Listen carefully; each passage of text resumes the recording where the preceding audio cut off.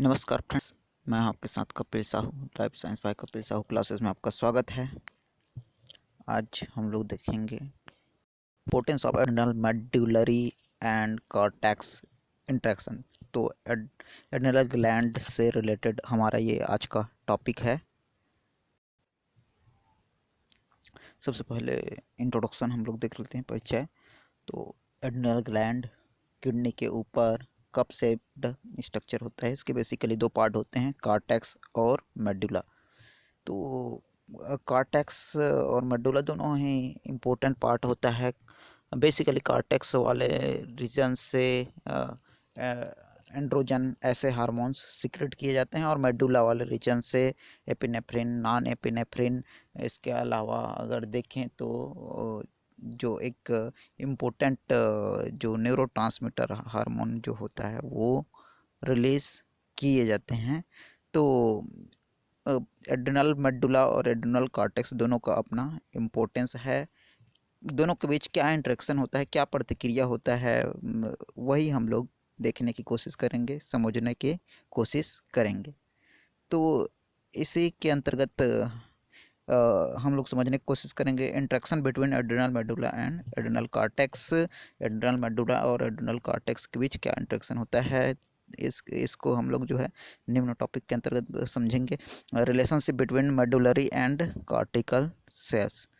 तो मेडुलरी और cortex cells के बीच रिलेशनशिप अटैच्ड होते हैं एक दूसरे से।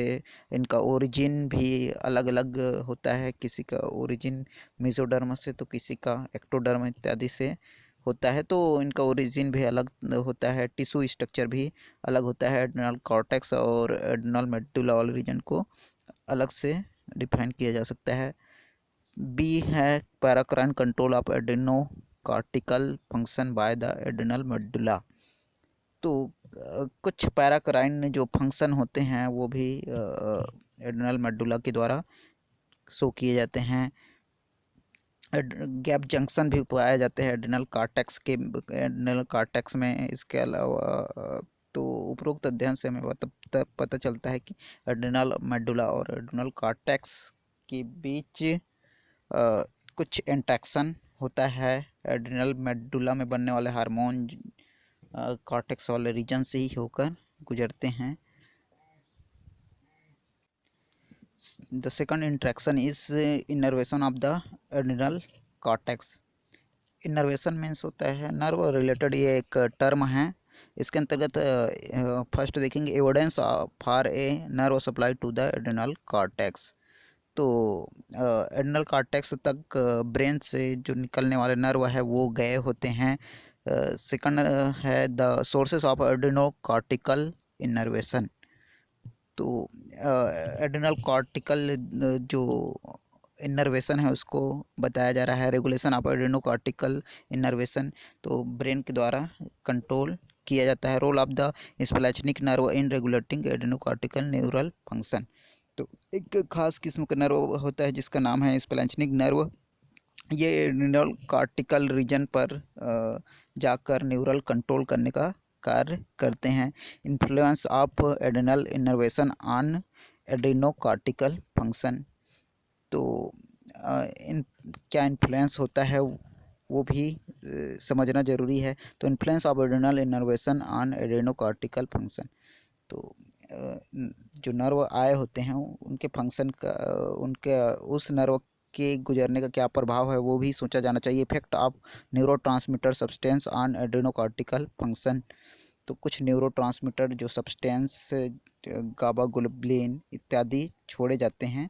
तो ये सब जो न्यूरोट्रांसमीटर है ये भी काफ़ी हद तक प्रभाव डालते हैं। कुछ न्यूरोट्रांसमीटर का निर्माण तो एड्रेनल ग्लैंड में ही होता है। The vascular system of the adrenal gland. तो वास्कुलर सिस्टम कहने का मतलब है जैसे ब्लड वास्कुलर सिस्टम होता है, तो बेसिकली ब्लड रिलेटेड होता है। तो अगर एड्रेनल ग्लैंड का अगर देखें तो ब्लड फ्लो को ये रेगुलेट करता है, कंट्रोल करता है। बेसिकली ब्लड फ्लो को बढ़ाता है, ब्लड प्रेशर को बढ़ाने का काम करता है। Relationship between blood flow and steroid secretion. जैसे ब्लड फ्लो बढ़ता है तो स्टेरॉइड सिक्रीशन भी की दर भी बढ़ जाता है। Effect of vascular endothelia cells product on steroid secretion, इसमें अगर देखें तो वास्कुलर एंडोथेलिया सेल्स जो होते हैं वो स्टेरॉइड सिक्रीशन की दर को बढ़ा देते हैं। इसके अलावा अगर देखें तो इंट्राएड्रिनल CRH एंड ACTH सिस्टम जो होते हैं, CRH और ACTH का फुल फॉर्म अगर देखें तो ACTH में एड्रेनोकार्टिकोट्रोपिक हार्मोन और CRH मतलब कार्टिकोट्रोपिक रिलीजिंग हार्मोन। तो ये दोनों हार्मोन बेसिकली पिट्यूटरी ग्लैंड से सीक्रेट होते हैं। इस पर क्या प्रतिक्रिया होता है वो देखते हैं। फर्स्ट प्रतिक्रिया दिखाया जा रहा है, extra pituitary effect of CRH। तो पिट्यूटरी ग्लैंड पर एक्स्ट्रा इम्पैक्ट डालते हैं जिससे CRH पर इम्पैक्ट पड़ता है। इंट्रा एड्रिनल ACTH, तो इस पर भी ACTH पर भी प्रभाव पड़ता है। तो इस प्रकार CRH और ACTH सिस्टम पर प्रभाव पड़ता है। फीडबैक मैकेनिज्म जो होता है उस पर भी प्रभाव पड़ता है। Immune cell and cytokine in the adrenal gland, तो इम्यून सेल्स पर भी एड्रिनल ग्लैंड्स के जो सेल्स होते हैं बेसिकली जो क्रोमोफिन सेल्स होते हैं, तो इनका प्रभाव पड़ता है। अलग अलग टाइप के जो सेल होते हैं उनका अलग अलग प्रभाव पड़ता है। तो इम्यून सिस्टम पर क्या इम्पैक्ट पड़ता है, या साइटोकाइंस एक इम्पोर्टेंट केमिकल होता है जो इम्यून प्रतिरक्षा में हेल्प करते हैं। तो इन पर क्या प्रभाव पड़ता है वो देखते हैं। साइटोकाइंस की एक्टिविटी बढ़ जाता है। Cytokines that influence the adrenal cortex, तो एड्रिनल कार्टेक्स वाले रीजन को ये साइटोकाइंस प्रभावित करने लगते हैं। तो साइटोकाइंस की एक्टिविटी बढ़ जाता है, एंटीजन एंटीबॉडी इंटरेक्शन बढ़ जाता है। इसके अलावा अगर देखें तो peptide growth factor and the adrenal cortex, तो एक तरह से पेप्टाइड ग्रोथ फैक्टर के रूप में भी काम करता है एड्रिनल कार्टेक्स वाला रीजन।